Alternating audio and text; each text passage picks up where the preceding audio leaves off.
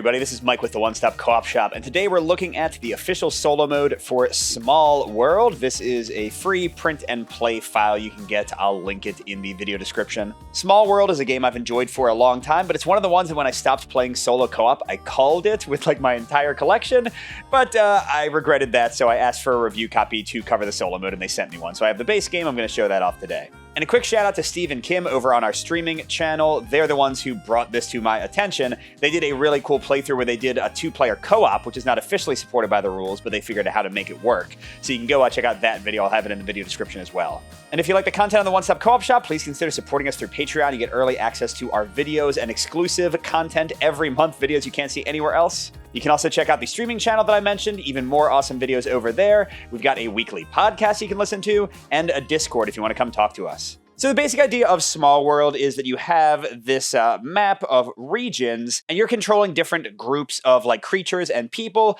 trying to control as many as you can. The game is played over a number of rounds. In the solo variant, it's 9 rounds. And at the end of each of your turns, you're going to score coins, generally for each location that you control, and your enemy will do the same, and whoever has the most coins at the end wins. And the most distinctive element of Small World are these race and power combos. So you've got these little power tiles and these bigger race tiles, and you randomly combine these into options that you can grab, and these will be the people and creatures that you are attacking the land with and trying to take control, trying to leverage their different powers and abilities to score as high as you can. And a key element are these orange-backed numbers in the corners. This is how many tokens you'll get for that combination to attack with. So for example, Merchant Trolls would give us only 7 trolls to attack with, 2 plus 5, which is not very much at all. Whereas, oh my gosh, down here, Wealthy Ratmen, we would have 12, which would let us go around the board way, way more. And the basic idea of how you attack on your turn, you take all the tokens you have available to you, and the default cost to invade somewhere is 2 tokens. So to go into a place with nothing costs you 2 of your people, and your first assault can come on any corner of the board, next to the oceans down here or on the board edge, but every other attack has to branch out from the space you already control. Now, to go into places with other players' units or other things like mountains, which you can represent with these little helpful cardboard pieces, you need to place 1 more unit for each basically piece of cardboard there. So here I would need 3 Amazons to come in here. I would also need 3 Amazons to come into this mountain because the mountain is a piece of cardboard. That adds 1 to the requirement. And at the end of your turn, if you don't have enough to invade one final spot, you can roll this die, and if you roll these icons, it'll act like you have that many extra soldiers. So like if I wanted to invade here, I've got 1 person, I need 3. So I would need to roll a 2 to go with my 1 token I had left. The 1 or the blank would not cut it. I would just pick that person up.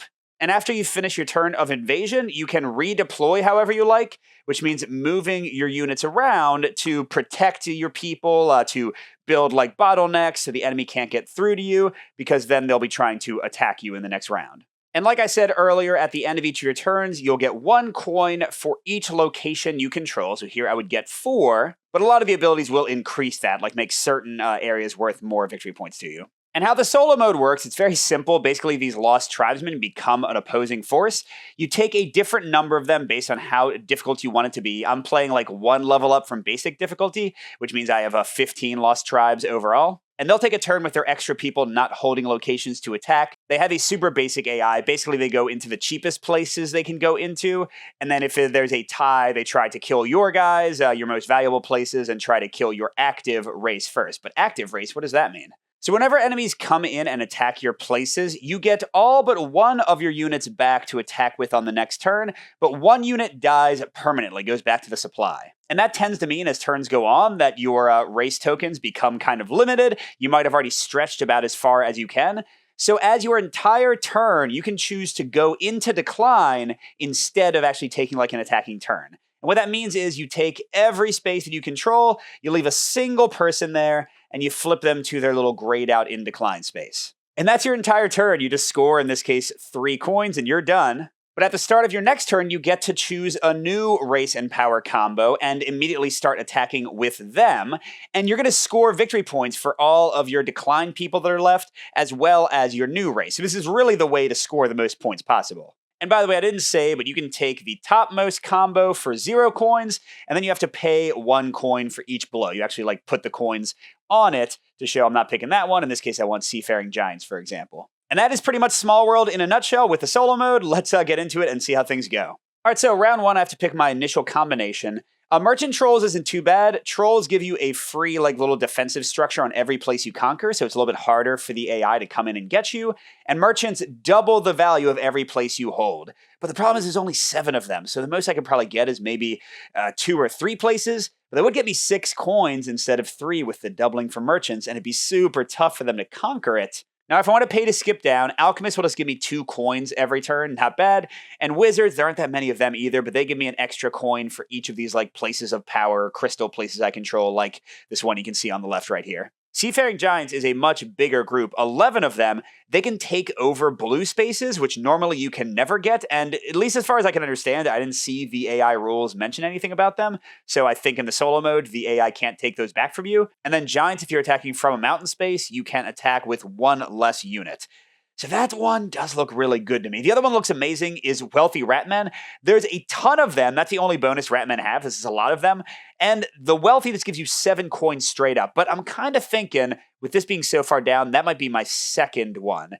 So I'm torn between Merchant Trolls and Seafaring Giants. And again, Seafaring Giants, I would have to spend 2 money. I start with 5 coins. The solo AI starts with none.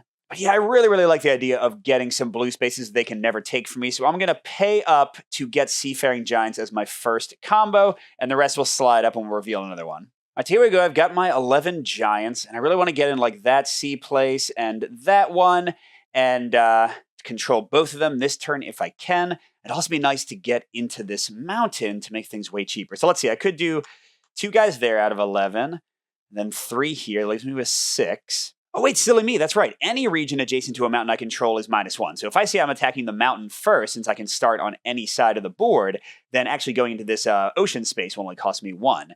So that's 1. That's only 1. I mean, this is pretty great, right? 2 to defeat them instead of the 3 would normally cost. They go away. Now, you never kill their tokens permanently, the AI. They just go back in their supply, so they're going to have a ton of guys to attack me with later. Got 2 left, which would be enough to go in here. Yeah, I think that's a great start. I have dominated this entire corner of the board. Okay, now I get to resupply and move my people around. Right now, the Atoma is here and here. Those are the only places they can attack me immediately. So I really want to guard these 2 spots. The mountain I'm not too worried about because it'll cost them extra to attack it. And clearly the ocean they can't even hurt. So let's do like 3 guys here, 3 guys here, and maybe this guy here. That way all my spots are very, very tough nuts to crack. They'll almost certainly go look somewhere else. And looking at coins, I got 1, 2, 3, 4, 5, 6. Now, sadly, I get no other bonuses for my Seafaring Giants, but 6 coins on the first turn, not really bad. Okay, now we go to the Lost Tribes first turn, the 2 that I defeated and all the extra ones they had, because again, I'm playing on a slightly higher difficulty. Basically how it works is if you beat them, you increase the difficulty by 1 each time, add 1 more token. If you lose, you decrease it by 1, so you're just kind of trying to see how high you can go while still defeating them. So they're looking for the cheapest places they can go to, which is going to be a ton of just blank spots and only cost 2 right now. And I can pick whenever there's a tie, since none of these have my guys in them. And I mean, gosh, they just have so many people. Actually, I'd rather leave that one open because I can grab it pretty easily. So let's have them fill in like the entire eastern board instead. And they never reposition, so they're just going to hang out there for this next turn, and we'll see if I can conquer them some more. So going into round 2, I get to pick up all of my extraneous giants, and I could actually choose to like leave a location entirely, like take them out of green or yellow altogether. Usually that's a terrible choice to do, but it is an option available to you. That leaves me with 5 guys. Now I could just cut my losses and go into decline right now, because that was a great start. And again, I've got these locked down basically for the rest of the game, unless I get a second race in decline, because you can only have 1 race in decline at a time.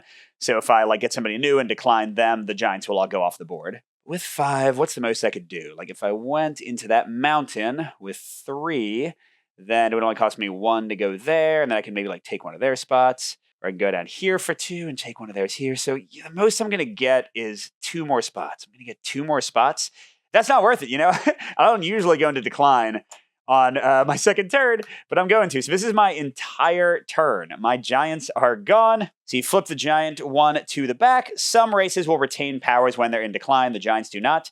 and almost every power just goes away. There are very few that have something when they're in decline, but in this case, except for me being able to stay in those water spaces, there is nothing. So we're just some in decline giants, and I'm getting the exact same 6 coins as last turn. All right, on the Lost Tribes go, I will pick my new race and power combo on turn 3. And they're actually going to be pretty friendly with me because they've got 4 guys left, which is just enough to take every single non-mountain free and clear space available. They go for the cheapest option. It would cost them 3 to go in where my units are, or 3 to go into the mountains, so they are just filling in the gaps as cheaply as they possibly can. Oh, and silly me, I totally forgot to show me counting their score last turn.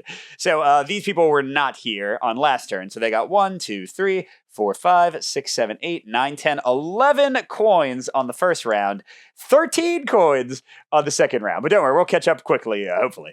All right, now we're going into round 3. I'm going to pick my race special power combo at the start of this round, and then we'll get to battling. But in the solo mode, you roll this bonus combat die to see which race combo they grab, and you add 1 to the number of pips showing, and that's the spot they grab. So half the time they're going to grab this one, the Merchant Trolls in this case, which I wouldn't really mind. They will get any money that's on it if they do. Oh, but in this case, no! No, you jerks! Don't take my wealthy rat men!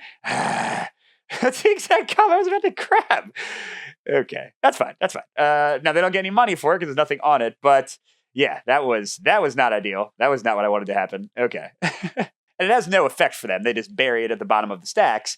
But yeah, it does deny me in this case the exact thing I was about to grab. So we already know about Merchant Trolls and Wizard Alchemists. The Underworld Halflings. The Halflings, the first 2 places they conquer, first of all, they can come into the map anywhere, and the first 2 places they conquer become invincible for all the time that they are active.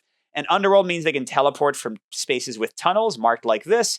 They can go from one to another, and they also spend -1 tokens to conquer those kind of areas. Fortified Sorcerers, ooh, that's a good combo.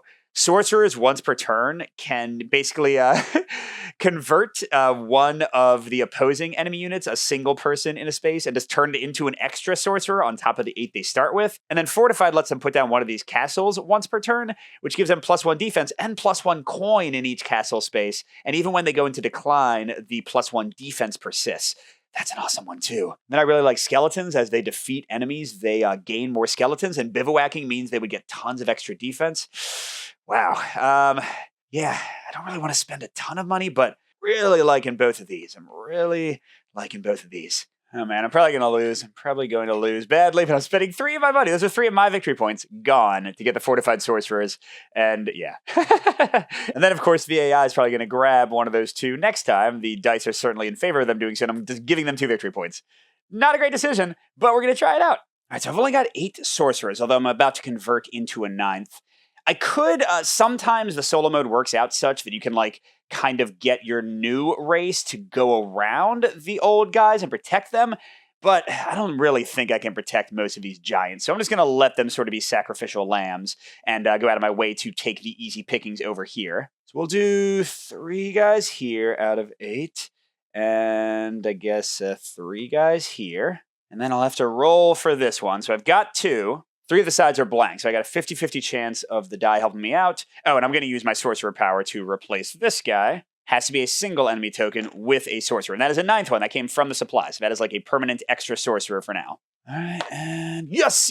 Okay, so we got that one, because 1 + 2 is 3, just enough to defeat this guy. Okay, and then I get to place 1 castle down. It does increase my defense, so I might want to put it near the front. But if they take it, I also get less victory points. But yeah, I think having it over here is better, because they're going to be killing the easier to defeat giants and like mountain spaces for a while anyway. All right, and then let's have like 3 things in each area near them. Again, they're totally going to ignore my sorcerers because they're just such a tough nut to crack at the moment, and they'll be focusing on those weak giants. All right, so what am I getting? 1, 2, 3, 4, +1 for my castle, so that's 5 for my sorcerers. And I've got 1, 2, 3, 4, 5, 6 giants still. They haven't heard them yet, although they're about to. That was 11. More competing with the AI, although, again, I gave up like half my money. So, who knows how it'll go. All right, now the Lost Tribe come in. They have a bunch of them, 6 of them. And the places they're going to be eyeing are mountains or places with one of my guys, because they only cost 3. That's the cheapest available to them. And they prefer to hurt me over nondescript mountains, so they're going to go smashy smash and smashy smash. They have just enough to take out 2 of these giants. They're gone forever. It means I'm only going to get 4 from my giants next turn. No, I think I got everything in frame. They've got 3, 4, 5, 6, 7, 8, 9, 10, 11. Okay, cool. Only tied me. Ha ha ha. Although, let's see if I can actually get ahead of them this next round. So we're Going into round 4. And boom, boom, boom. I get my guys back, and I can erase one of theirs again. So what do I have? I have 5. So yeah, I can, if I roll well with the die, I can conquer 2 places plus convert another one. I kind of like having this bulwark over here that makes it tougher to get into the east. I think I'm going to leave that for now and head that way. All right, so we'll do the shore thing for 3 guys right there. Take out that one. Use the sorcerer's power to convert another person there. Take that out. And then we're going for the die roll here. We've got 2 again, so we just need to show any pip, not a blank, not a darn it. Okay, so those 2 guys come back. They can still get redeployed to help defend my areas, which I'm definitely gonna do. I think that seems okay. And then, sure, let's put a castle there. So victory point wise, 1, 2, 3, 4, 5, 6, 7, 8, plus the 4 giants, 12. Awesome. And then these guys have 6 again. The first going to go for the last giant that's undefended with nothing else into space. And then with 3 more, they can go for a mountain. And I can pick that mountain or that mountain. Both get them kind of in my face. So, yeah, there's nothing much to be done about it. There you go, guys. Actually, let's go down to this one. That's at least a bit more secluded. And what are they getting? 1, 2, 3, 4, 5, 6, 7, 8, 9, 10, 11. Okay, cool. So I think I outpaced them for that round at least. I could think about putting the sorcerers in decline, but that seems like a bad idea because then those castles don't get me extra victory points anymore as we go into round 5. I only have 4 people to invade with. Yuck. Well, we'll just do the obvious thing. We'll do 3 people here and kick them out. We'll magicify this guy, get him gone. I guess we'll go for the kill here. We need a 2 or a 3. 1/3 chance. Nope. All right, so I want to, let's see, they can attack there. So that's 2, 2, 2. I've got 1 extra guy here, and I've got a castle to place. I can put the castle here, and I guess defend this castle better, because I don't want them to take my castles if I can help it. Although if they take this mountain, they'll just kind of go over me anyway. I don't know. We'll see how it goes. Should be getting a lot of victory points here. 1, 2, 3, 4, 5, 6, 7, 8, 9, 10, 11. Plus my 3 giants are still around. 14! Yeah! But that might be the extent of my reach. I think I might have to switch out the sorcerers next round. Lost Tribes have got 6. They're going to be coming pretty hard after us. I'll note that they can't attack here. Or sorry, they won't prefer to attack here because with 1 giant and a mountain, it would cost them 4 guys. So like mountain places, my active tribe, they're going to prefer that. And yeah, this is the cheapest place for them to go into. So they have 3 left, which means they can just straight up conquer one of these places. I mean, it's all bad. It's all bad. So, I don't know. Let's get it down here. So they still aren't adjacent to that castle at least, and I can leave it a bit undefended. This guy is dead. Now, sorcerers are cool in that they keep on converting people and getting more to their side. But yeah, this one is removed back to the supply. And they get 1, 2, 3, 4, 5, 6, 7, 8, 9, 10, 11 again. All right, so the big question for round 6, because I am running out of time. Do I go into decline with the sorcerers? I would lose the 3 giants. They would just disappear. And I'm definitely not getting back those water spaces with anybody else. And I wouldn't get double victory points for the castles, not even this turn, because the decline thing would activate immediately. But the most I can do if I keep the sorcerers is I've got 3 extra guys. So I can take over 1 place and then convert another. But then I can't put down another castle, and I've got 3 more I could put down. So like maybe I just keep going as long as I can. But if I go into decline, I've got a lot of space with the sorcerers. Won't be able to take them all. And the castles stay around at least for defensive purposes. So they aren't going to be as good as the water, but they'll be similar in that they'll kind of be a bulwark against attack. Yeah, I feel like I'm making a choice. Like, do I keep the sorcerers for the long haul and just, can I really keep them for 4 more rounds? I mean, if I do, I'll never give the Automa 2 free coins. If I wanted to decline, like, what could I get? None of these are great. The Bivouac Skeletons, I don't want to spend 3 coins, although I guess the Automa will probably get 1, so we'll only be spending 2 coins. You know what? This is a weird game that I went into decline on round 2, and now I think I might just carry the sorcerers forward at least 1 more round, because getting those castles down, those are awesome. So I've got 3 extra guys, but I can whammo this guy to get him off, and then, hey, I'm going into my former giant land. There we go.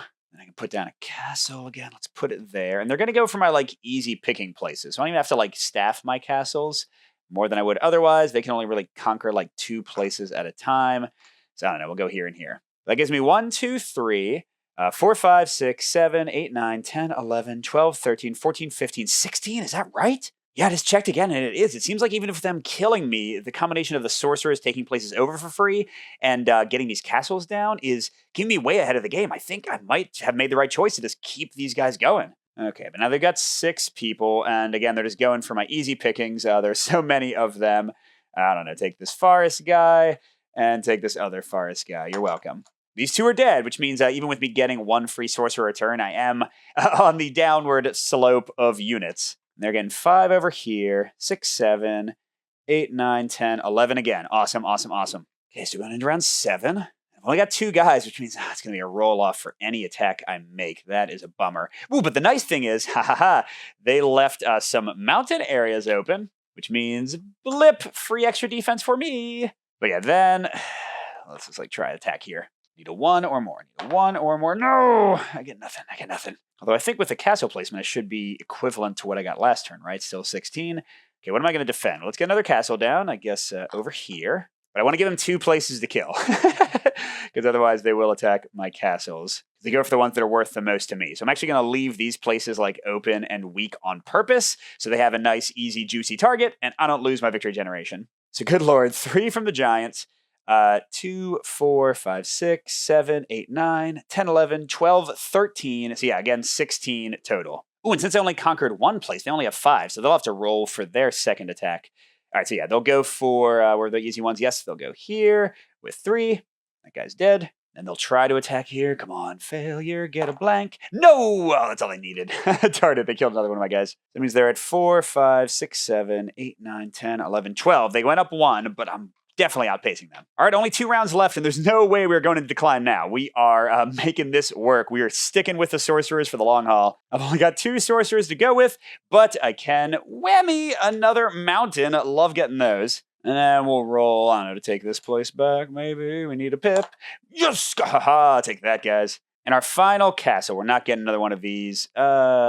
All right, and 3 for the giants. Yikes. Okay, we got 6 castles. That part's easy. So 1, 2, 3, 4, 5, 6, 7, 8 locations controlled, plus 6 castles is 14, plus 3 giants is 17. Wow, this is going to be a good score. And I want to let them attack places, but gosh. Yeah, they're going to kill some castles, aren't they? Because there is nowhere, easy for them to attack anymore. I guess I should have put castles on the mountains and they would have left them alone. You know, I could do that for the most recent castle.